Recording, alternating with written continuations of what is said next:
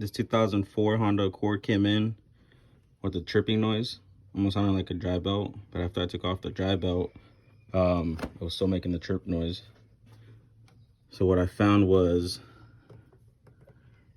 after I took off the dry belt and it was still making that noise, I took the front cover off, the front valve cover, and I found this on the camshaft.